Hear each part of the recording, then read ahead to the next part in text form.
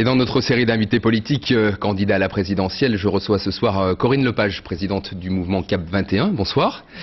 Alors Madame Lepage, on a un peu de mal à vous situer sur l'échiquier politique. Vous avez été, on s'en souvient, ministre de l'Environnement d'Alain Juppé en 95. Depuis, vous vous êtes éloigné du RPR et de l'UMP. Auquel je n'ai jamais appartenu. Non, vous étiez proche d'eux à la mairie de Cabourg également. Non, pas du tout. Bon. Pas du tout. J'étais en guerre avec le maire de Cabourg qui était RPR, justement. D'accord. Et vous étiez en guerre avec le RPR national aussi? Non, pas du tout. Avec ce maire-là, que j'ai fait condamner en correctionnel. Donc c'était pour des raisons tout à fait précises. D'accord. Aujourd'hui, où êtes-vous sur l'échiquier politique? Je suis au centre de l'échiquier politique. Je plaide pour une écologie qui est au-delà de la droite et de la gauche, tout simplement parce que les enjeux que nous avons sur la table ne trouveront de solution magique ni à droite ni à gauche, mais en faisant travailler les gens ensemble. Alors nous parlerons d'écologie dans quelques minutes. Ni droite ni gauche, c'est un créneau qui marche bien, puisque François Bayrou ne cesse de grimper dans les sondages.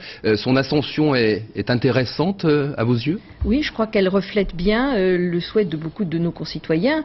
Vous savez, j'ai pas découvert le fait qu'il c'était nécessaire de transcender ce clivage aujourd'hui. Ça fait des années que je suis dessus. Vous dites vous-même que vous avez du mal à me situer, tout simplement parce que je suis une femme libre et que j'essaye toujours, pour les problèmes qui se posent, de trouver la meilleure solution sans me poser au départ la question de savoir si elle est de droite ou si elle est de gauche, la solution. Lors de la présidentielle de 2002, vous n'aviez recueilli que 1,88% oui, ça fait 500, des voix. 40 000 voix. Voilà.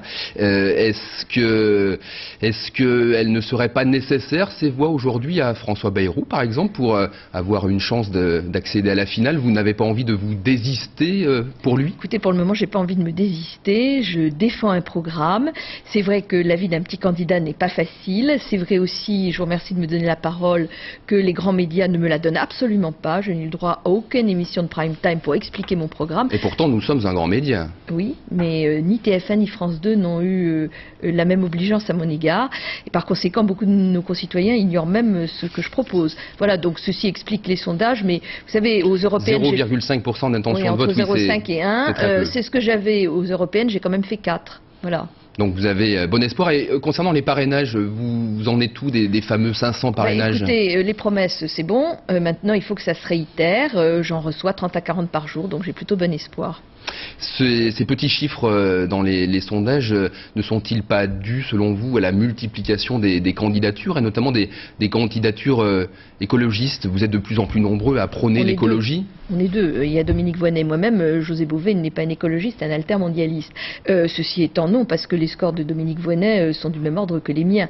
Je crois qu'en réalité, nous sommes en face du fait de l'opération qu'a menée Nicolas Hulot, qui au départ partait d'une très bonne intention, c'est-à-dire de mettre l'écologie au cœur de la campagne, en face d'une destruction de l'écologie politique en France. C'est-à-dire que les Français ont eu l'impression que parce que les gens avaient signé, les candidats avaient signé le pacte de Nicolas Hulot, qui est de l'écologie extrêmement light, eh bien la question écologique était résolue. Évidemment, elle ne l'est pas. Restez avec nous, Corinne Lepage. Nous allons prendre maintenant, si vous le voulez bien, la direction de Bruxelles.